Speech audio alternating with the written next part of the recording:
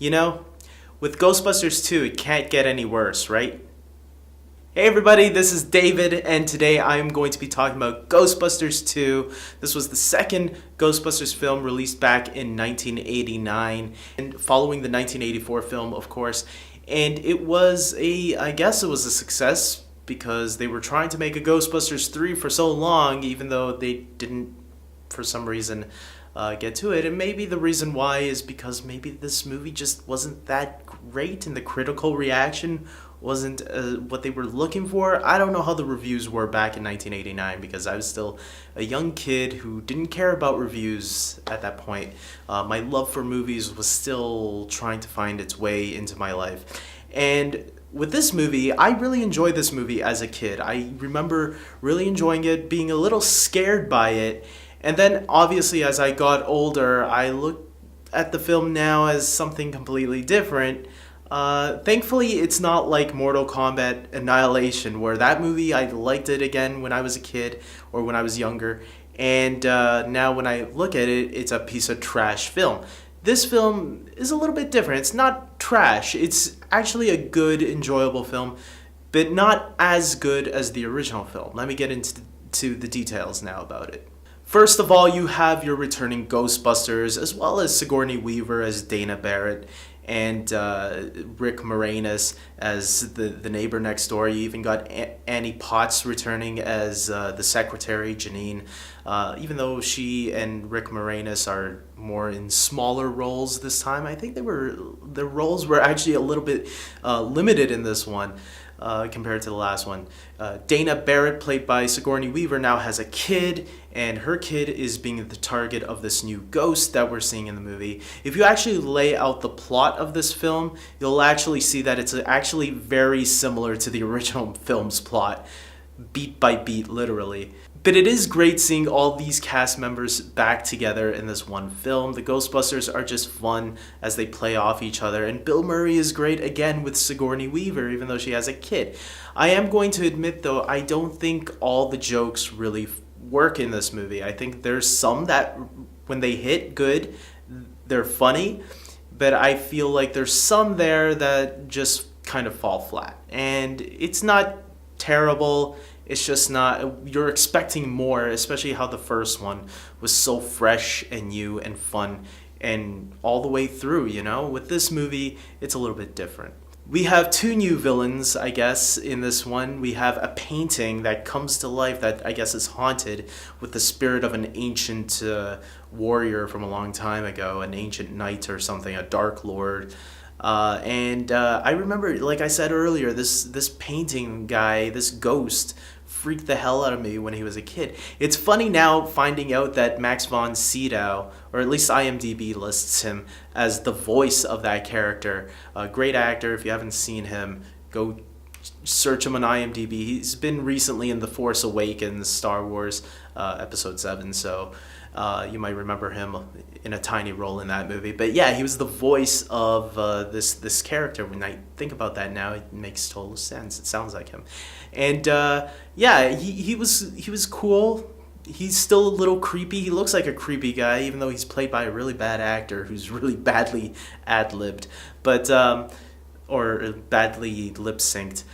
We have this, I think he's Swedish or German, I don't remember now. He's like the artiste, the guy in charge of the museum, the artist museum, and he's very cartoony.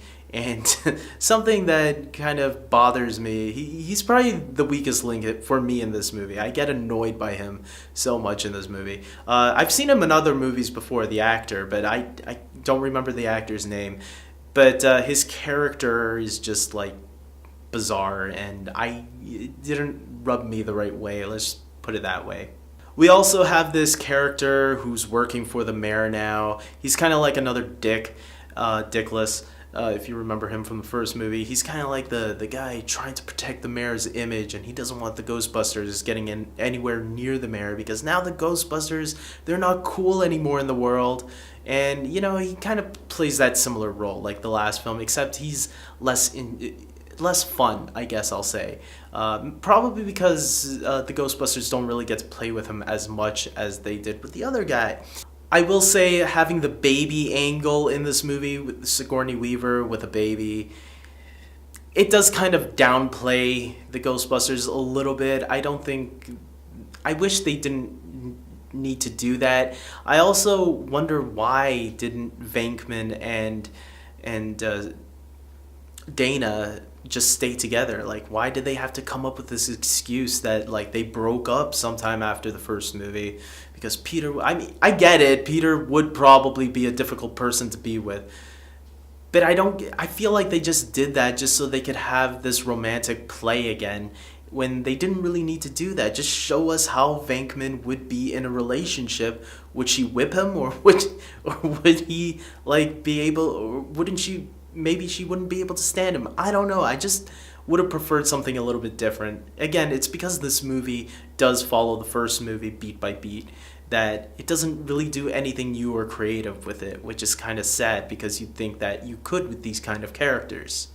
Besides some of the, similarities with the first film, and despite some of the jokes not hitting as good as you want them to, it is great to see these guys back together, kicking ass together, and on another mission. And some of the jokes, like I said, do work, and I will recommend this to any Ghostbusters fan. If you like the original, check out this one. It's not perfect, but it is fun in many aspects. So check it out. This Friday, guys, I'm going to check out the new Ghostbusters movie. Wish me luck. I'm hearing mixed things about it. It has a pretty good score on Rotten Tomatoes. I think 75%, which means most critics are saying it's a passable movie. So I'm gonna go check it out and tell you what I think of it. I think I'm a little bit more relaxed now that I'm hearing it's an okay movie. I don't mind going to see an okay movie in the theaters. But who knows, maybe I'll hate it, or maybe I'll love it. Maybe I'll be one of the few people on earth that actually defend this movie and say, no, this is a funny movie, you guys are nuts. I doubt it, but I think I'm gonna enjoy it. I think. We'll see. So that will hopefully be up this Saturday, so this Saturday morning, so make sure to check that out. You want to subscribe to my channel to check out all my other videos that I've done, reviews and top 10s and short films and all that. And like this video if you agree with me. Check me out on Facebook, Twitter, especially my Twitter account because I'm always tweeting on there. And I have a podcast as well. I haven't done 2 episodes in the last 2 weeks.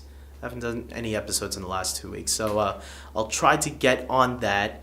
And we'll see what happens. So until next time, guys, take care.